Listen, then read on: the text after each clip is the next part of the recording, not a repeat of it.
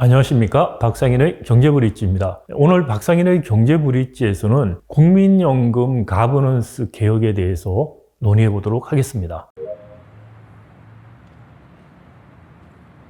이른바 유니버셜 오너라고 불리는 국민연금은 한국 자본시장의 이른바 기업 밸류업, 그리고 나아가서 자본시장이 새로운 성장 동력으로 탈바꿈되기 위해서도 매우 중요한 역할을 수행해야만 합니다. 사실 일본의 기업 밸류업의 과정을 보더라도 한국의 국민연금에 해당하는 일본의 GPIF가 주도적인 역할을 했음을 알 수 있습니다. 일본의 기업 밸류업은 예전 동영상에서도 한번 설명드린 것처럼 2012년에 시작한 아베노믹스는 이른바 세 가지 화살이라고 불리는 정책들을 시행했습니다. 첫 번째, 두 번째가 재정과 금융에 관한 정책이었고요. 세 번째 화살이 이른바 자본시장을 통한 기업의 구조조정 문제였습니다. 이 세 번째 화살이 본격적으로 시행된 것은 2014년부터라고 볼 수 있는데요. 2014년에 일본은 이른바 스튜어드십 코드를 도입을 했고요. 또 2015년에는 일본 기업들이 스튜어드십 코드와 맞물려서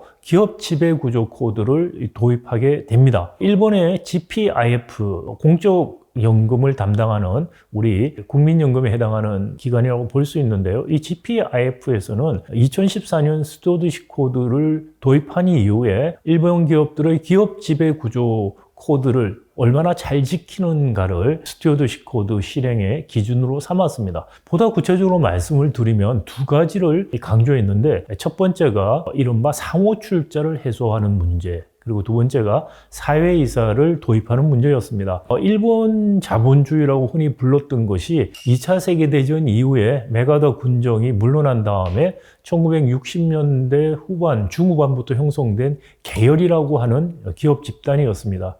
계열은 과거 일본의 재벌들에 속했던 기업들이 우리 같은 총수가 없어진 상황에서 각 계열사들이 상호 출자, 서로 주식을 보유함으로써 서로 백기사 역할을 해주는 그런 관계를 형성한 기업 집단이라고 볼 수 있습니다. 계열에서 승진은 내부 승진이 주로 이루어졌고, 따라서 이사회도 대부분 내부 이사들로 구성이 되어 있었습니다. 아베노믹스는 이런 계열이라는 일본의 소유 지배 구조가 자본시장의 활성화와 그에 따르는 혁신경제로 이행들이 어렵게 되는 근본적인 이유라고 생각을 한 것입니다. 따라서 이 계열의 핵심인 상호 출자를 통한 경영 참호화를 타파하고, 또 그를 통해서 새로운 자금이 자본시장에 유입되고 투자가 활성화되도록 해서 경제성장이라는 선순환을 이루겠다는 목적을 가지고 시작한 것입니다. 또 아울러 미국에서는 흔히 있었던 사회이사 제도 자체가 일본에서는 없었기 때문에 사회이사를 도입하는 것을 목표로 했습니다. 이런 일본의 기업 밸류업 정책은 일본의 수출 대기업들 중심으로, 이른바 일본에서 잘 나가는 기업들 중심으로 도입되기 시작했고, 이것이 2014년 이후에 보시는 것처럼 토픽스 주가가 추세적으로 상승하는 하나의 원동력이 되었다고 볼 수 있습니다.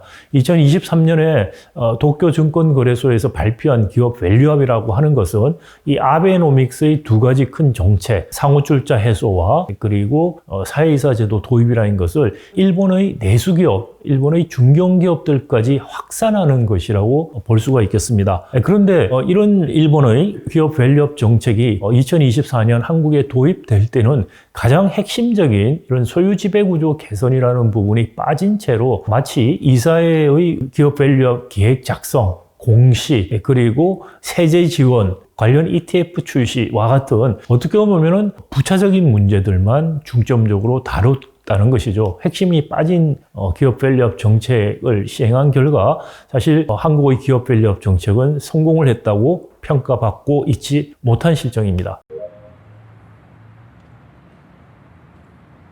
국민연금도 스튜어드십 코드를 2018년에 도입을 하게 됩니다. 이 스튜어드십이라는 것이 실제로 도입되기 시작한 것은 2007년 금융위기 이후에 기관 투자자들의 역할이 보다 장기적인 관점에서의 비재무적 요인까지 같이 살펴보는 것으로 바뀌어야 된다는 반성에서 비롯된 것입니다. 사실 이건 기관 투자자들 자체가 이런 식의 재무적인 관점에서 단기적인 투자만으로는 장기적인 ESG, 환경 또는 사회적 책임, 그리고 기업 가버넌스에서 오는 장기적인 비재무적 위험을 관리하기에는 힘들다라는 인식의 전환에서 비롯된 것입니다. 많은 기관 투자자들은 한국의 국민연금처럼 장기간 주식을 보유하는 장기 투자자들입니다. 장기 투자자의 관점에서 볼 때는 이런 비재무적 관점들도 매우 중요하다는 것이 엑슨모바일의 석유 유출 사건이라든지 또는 2008년에 금융위기 때 불거졌던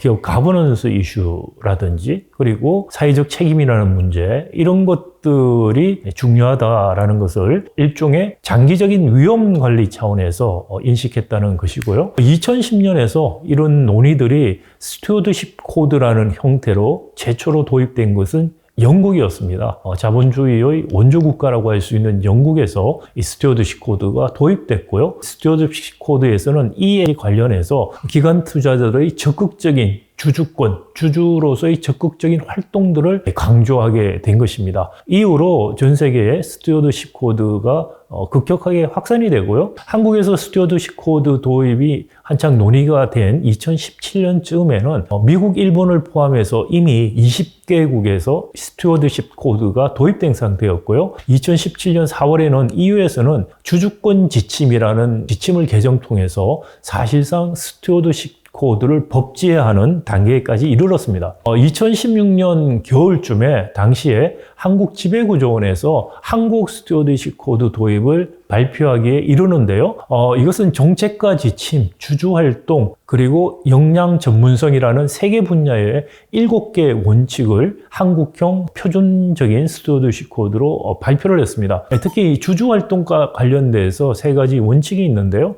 원칙 3으로 투자 대상 회사의 주기적 점검, 원칙 4, 주주활동 수행을 위한 지침 제정 및 준수, 원칙 5, 충실한 의결권 행사를 위한 의결권 정책 및 행사 내역 사유를 공개한다. 라는 것이었습니다. 문재인 정부가 출범한 이후에 그동안에 스튜어드십 코드 도입에 소극적이었던 국민연금이 스튜어드십 코드를 도입하기에 이릅니다. 그래서 2018년 7월쯤에 스튜어드십 코드 도입과 함께 앞으로 이 스튜어드십 코드를 활용해서 국민연금이 어떻게 적극적인 주주권 행사를 할 것인가에 대한 일종의 타임테이블을 발표하게 됩니다. 이때 보면은 특히 지역 지배구조 가이드라인 공개가 20년까지 하겠다는 것 외에도 좀 더 적극적인 주주권 행사에 해당하는 중점관리 사안 선정 공개, 대화, 공개사안 발송, 그 다음 의결권 행사 내역 사전 공개, 그 다음에 주주 제한 임원 후보 추천, 의결권 대리 행사 권유, 주주대표 소송, 손해배상 소송, 위탁사의 의결권 행사 위임과 같은 것들을 2020년까지 대부분 완료하겠다. 그리고 특히 주주 제한 임원 후보 추천이나 의결권 대리 행사 권유는 2020년까지 어떤 식으로도 계획을 세우겠다라고 다짐을 했었습니다. 그러나 그 이후에 문재인 정부와 윤석열 정부를 거쳐서 현재 이르기까지 사실상 국민연금은 스튜어드십 코드 활동에 매우 소극적인 자세로 임하고 있고요. 지금 말씀드린 2020년까지 하겠다 또는 2020년까지는 명확하게 지침을 세우겠다라고 했던 것들을 사실 거의 지키고 있지 않는 상황입니다. 다시 말씀드리면 2018년에 스튜어드십 코드가 도입되었음에도 불구하고 국민연금은 스튜어드십 코드 실천을 사실상 거의 하지 않고 있다라는 것이 정확한 표현이 되겠습니다. 이뿐만이 아니라 국민연금은 스튜어드십 코드 도입 이후에 의결권 행사에서도 매우 기회주의적인 행동을 보임으로 인해서 형식적으로는 마치 부결하는 주주총회에서 반대를 더 하는 것 같지만 사실상 주주총회에서 국민연금의 반대를 의해서 부결되는 안건은 스튜어드십 코드 도입 전후에 그다지 차이가 없는 그런 현상들이 발견됩니다. 먼저 이 아주 소극적인 주주권 행사 스튜어드십 코드 활동을 한번 구체적으로 살펴보면요. 사회이사 후보를 추천하거나 주주 제안을 하거나 의결권 위임장 대결 같은 이런 적극적인 주주권 행사에 대해서는 여전히 소극적인 자세로 일관하고 있습니다. 특히 보면은 이사의 구성과 운영에 강한 가이드라인을 만들겠다고 했으나 여전히 미비한 상태이고요. 특히 위탁 운용사 선정하고 평가할 때 스튜어드십 코드 도입 이행 여부에 대한 가산점을 부여하고 의결권 행사는 위탁 운용사에 위임하겠다라고 이야기했습니다. 이것은 여전히 아직까지 결정된 바가 없고 위탁하는 부분도 여전히 전체의 50% 정도에 머물고 있습니다. 또한 중점관리 사항을 정해서 적극적인 주주활동을 하겠다고 했으나 사실 중점사항으로 정한 것들은 그다지 없고요. 2020년에 비공개 대하 대상 기업으로 2개 회사를 선정했지만 사실은 중점관리 대상은 없었고요. 2021년에는 아예 중점관리 대상 선정 기업이 하나도 없었던 매우 소극적인 형태를 보여주고 있습니다. 주주 대표 소송이라든지 손해배상 소송 시행 근거, 소재기 요건 마련 이런 것들도 재개 반발로 계속해서 표류하고 있는 상태입니다. 또한 말씀드린 것처럼 매우 기회주의적인 의결권 행사를 통해서 사실상 국민연금이 반대를 해도 통과될 안건은 반대를 하고 반대를 하면은 통과가 안 될 것 같은 안건은 찬성을 하는 그런 행태를 보여줍니다. 가끔씩 기자분들이 저한테 전화를 해서 국민연금이 도대체 어떤 기준을 가지고 찬반 투표를 하느냐, 동일한 안건에 대해서 어떨 땐 찬성을 하고 어떤 땐 반대를 하는 걸 이해가 안 간다. 기준이 뭐냐라는 질문을 한 적이 있습니다. 그때 답변 드린 것은 국민연금의 기준은 반대해서 부결되면 찬성하고 반대해도 통과될 거면 반대하는 것이다 라고 제가 이야기를 해줬더니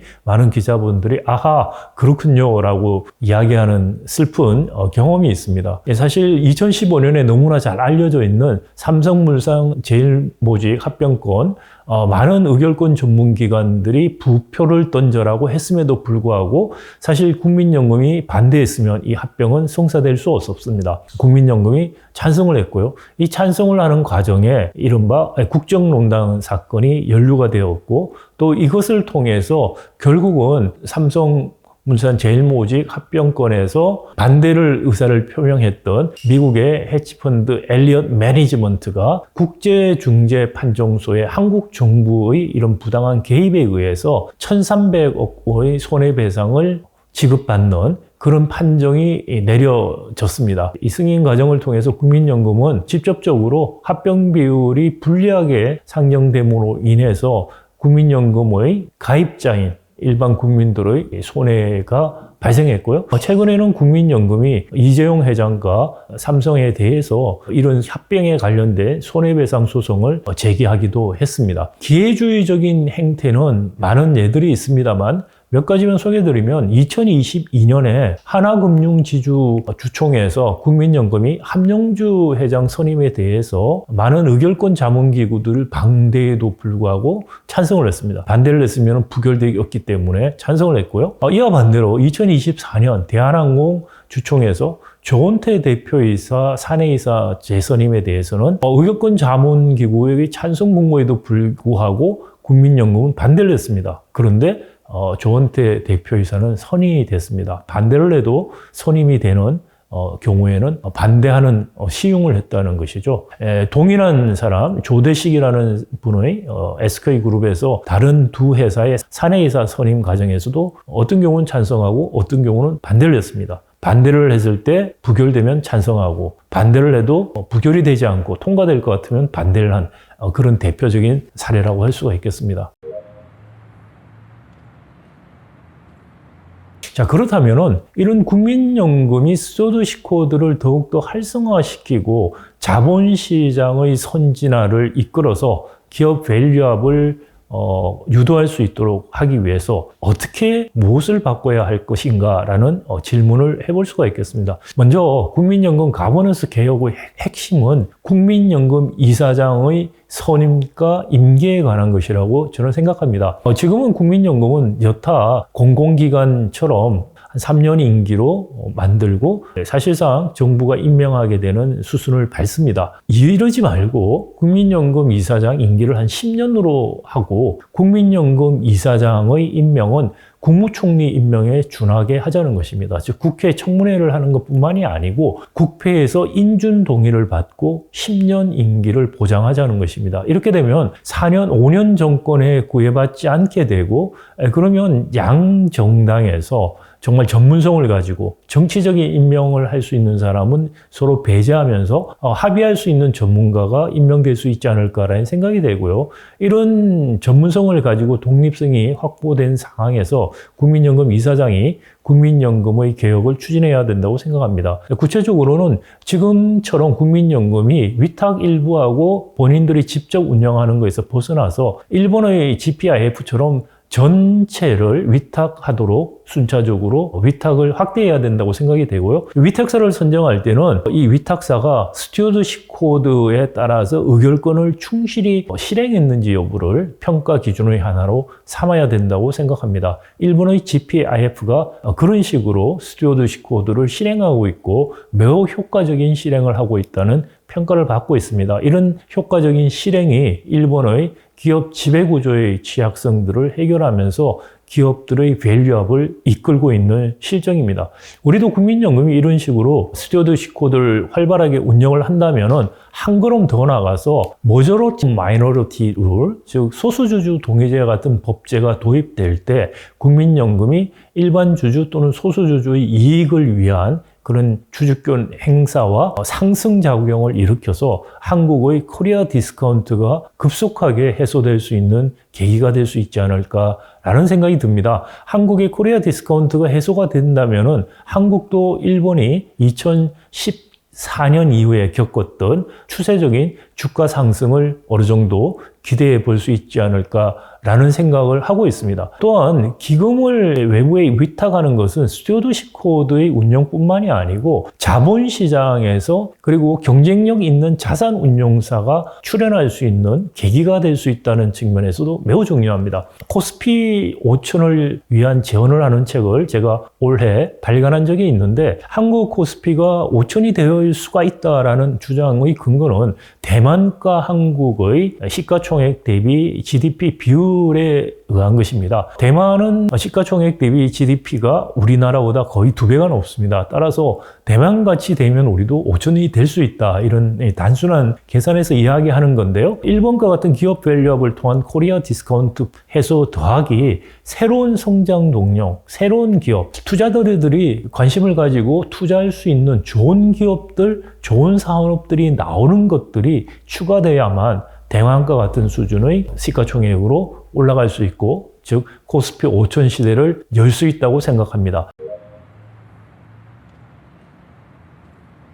그 새로운 성장 동력을 위해서 지난번 동영상에서 누누이 강조한 것처럼 가장 중요한 것은 경제력 집중을 해소하는 개혁이라는 것입니다. 그 경제력 집중을 해소하는 개혁을 하면은 새로운 산업이 들어올 수 있는 여지들이 많이 생기는데 구체적으로 어떤 산업들이 있을까?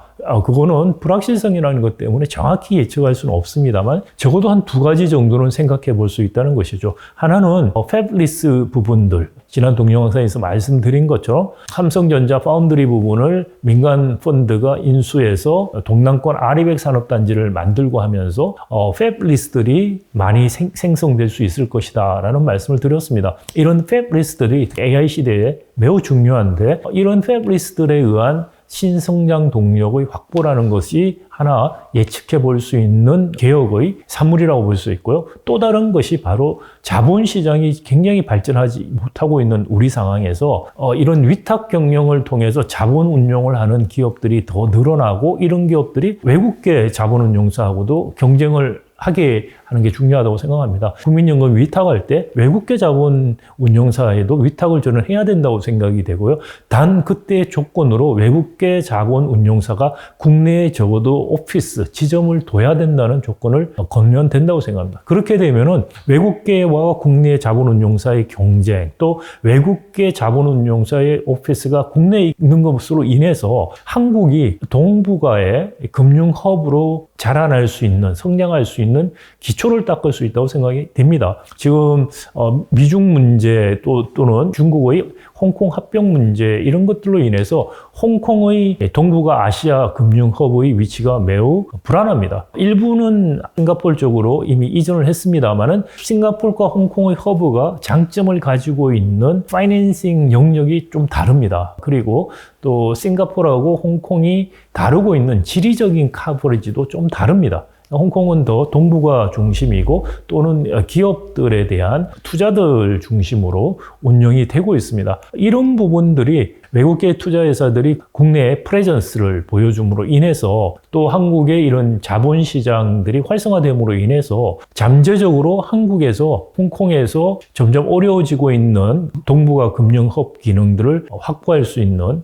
가능성이 열린다고 생각합니다. 제가 한 2년, 3년 전에 홍콩과 싱가포르에 가서 이 금융 관련된 종사자들, 정부기관에 있는 분들, 학계에 있는 분들에게 여러 가지를 여쭤봤습니다. 요지는 한국이 홍콩을 대체할 수 있는 그런 금융허브로 성장할 수 있을까라는 질문이었는데요. 대부분 답변은 지금 상황에서는 가능성이 없다라는 거였습니다. 한국의 백오피스 정도는 둘 수 있지 몰라도 프런트 오피스, 즉 운용사들이 직접 가서 하기에는 한국에 메리트가 없다라는 이야기를 했고요. 그런 인프라도 없다라는 이야기를 했습니다. 그런 메리트와 인프라를 구성할 수 있는 조건으로서 국민연금의 기금 운용 위탁과 기업 밸류업을 통한 자본시장의 활성화 그리고 새로운 성장 동력이 나타날 수 있는 환경을 만들어준다면 금융시장 또는 금융 관련된 기업들이 또 우리의 새로운 성장 동력이 될 수도 있다는 생각이 듭니다. 박사의 경제브릿지 오늘 여기서 마감하겠습니다.